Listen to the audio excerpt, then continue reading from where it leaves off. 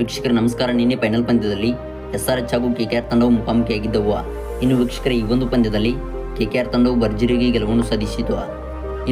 ನಿನ್ನೆ KKR ತಂಡವು ಭರ್ಜರಿಗೆ ಗೆಲುವನ್ನು ಸಾಧಿಸಿದ ನಂತರ KKR ತಂಡದ ಕೋಚ್ ಆಗಿದ್ದ ಗೌತಮ್ ಗಂಭೀರ್ ಅವರು ಪ್ಯಾಟ್ ಕಮಿನ್ಸ್ ಅವರಿಗೆ ತಕ್ಕ ಉತ್ತರವನ್ನು ನೀಡಿದ್ದಾರೆ. ಹೌದು ವೀಕ್ಷಕರ, ನಿನ್ನೆ ಪಂದ್ಯ ಮುಗಿದ ನಂತರ ಗೌತಮ್ ಗಂಭೀರ್ ಅವರು ಪ್ಯಾಟ್ ಕಮಿನ್ಸ್ ಅವರಿಗೆ ತಕ್ಕ ತಿರುಗೇಟು ನೀಡಿದ್ದಾರೆ.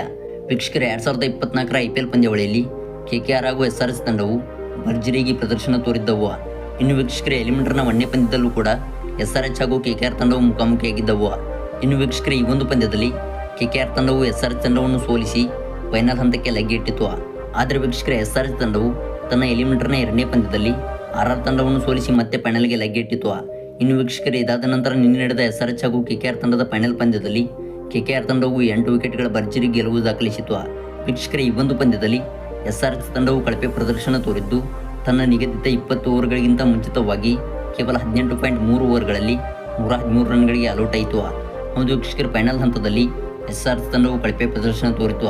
ಇನ್ನು ವೀಕ್ಷಕರ ಈ ಒಂದು ಗುರಿಯನ್ನು ಬೆನ್ನಟ್ಟಿದ KKR ತಂಡವು ತನ್ನ ನಿಗದಿತ 20 ಓವರ್ಗಳಿಗಿಂತ ಮುಂಚಿತವಾಗಿ ಕೇವಲ 10.3 ಓವರ್ಗಳಿಗೆ 114 ರನ್ ಸಿಡಿಸಿ ಫೈನಲ್ ಪಂದ್ಯದ ಟ್ರೋಫಿಯನ್ನು ಎತ್ತಿ ಹಿಡಿಯಿತು.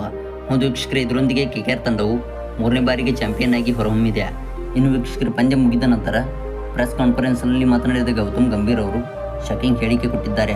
ಹೌದು ವೀಕ್ಷಕರ, ICC ವರ್ಲ್ಡ್ ಕಪ್ನಲ್ಲಿ ಭಾರತ ಹಾಗೂ ಆಸ್ಟ್ರೇಲಿಯಾ ತಂಡವು ಫೈನಲ್ ಹಂತದಲ್ಲಿ ಮುಖಾಮುಖಿಯಾಗಿದ್ದವು. ವೀಕ್ಷಕರ ಈ ಒಂದು ಸನ್ನಿವೇಶದಲ್ಲಿ ಭಾರತ ತಂಡವು ಹೀನಾಯವಾಗಿ ಸೋಲು ಕಂಡಿತ್ತು. ಆದರೆ ವೀಕ್ಷಕರ ಅದಾದ ನಂತರ ಪ್ಯಾಟ್ ಕಮಿನ್ಸ್ ಅವರು ಮತ್ತೆ IPL ಪಂದ್ಯಾವಳಿಗೆ ಲಗ್ಗೆ ಇಟ್ಟಿದ್ದರು. ಇನ್ನು ವೀಕ್ಷಕರ KKR ತಂಡದ ಪರ ಆಡಿದ್ದ ಪ್ಯಾಟ್ ಕಮಿನ್ಸ್ ಅವರು ಇದೀಗ ಹೈದರಾಬಾದ್ ತಂಡವನ್ನು ಮುನ್ನಡೆಸುತ್ತಿದ್ದರು. ಆದರೆ ವೀಕ್ಷಕರ ಇದೇ ವರ್ಷ KKR ತಂಡವನ್ನು ಕೋಚ್ ಆಗಿ ಗೌತಮ್ ಗಂಭೀರ್ ಅವರು ಮುನ್ನಡೆಸುತ್ತಿದ್ದರು.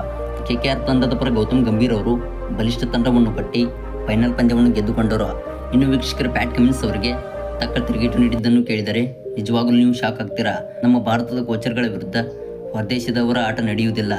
ಭಾರತ ತಂಡ ಫೈನಲ್ನಲ್ಲಿ ಸೋತಿರಬಹುದು, ಆದರೆ ಸತತವಾಗಿ 11 ಪಂದ್ಯಗಳನ್ನು ಗೆದ್ದುಕೊಂಡು ಫೈನಲ್ ಹಂತದಲ್ಲಿ ಎಡವಿತು.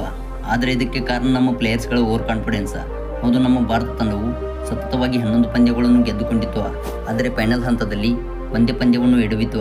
ಇದೀಗ ಪ್ಯಾಟ್ ಕಮಿನ್ಸ್ ಅವರು ಹೈದರಾಬಾದ್ ತಂಡಕ್ಕೆ ನಾಯಕನಾಗಿದ್ದ, ಆದರೆ ಈ ಒಂದು ಟ್ರೋಫಿಯನ್ನು ಎತ್ತಿ ಹಿಡಿಯಬೇಕಿತ್ತು, ಆದರೆ ಅದು ಸಾಧ್ಯವಾಗಲಿಲ್ಲ.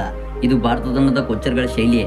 ಇನ್ನು ಮುಂದೆ ಬರುವ T20 ವರ್ಲ್ಡ್ ಕಪ್ನಲ್ಲೂ ಕೂಡ ಪ್ಯಾಟ್ ಕಮಿನ್ಸ್ ಅವರು ಗೆದ್ದು ತೋರಿಸಲಿ ಎಂದು ಗೌತಮ್ ಗಂಭೀರ್ ಅವರು ನಿನ್ನೆ ಪ್ರೆಸ್ ಕಾನ್ಫರೆನ್ಸ್ನಲ್ಲಿ ಹೇಳಿದರು. ವೀಕ್ಷಕರೇ, ಇದಾಗಿತ್ತು ಇವತ್ತಿನ ಸ್ಪೋರ್ಟ್ಸ್ ಮಾಹಿತಿ. ವಿಡಿಯೋ ಇಷ್ಟ ಆಗಿದ್ದಲ್ಲಿ ವಿಡಿಯೋಗೊಂದು ಲೈಕ್ ಮಾಡಿ.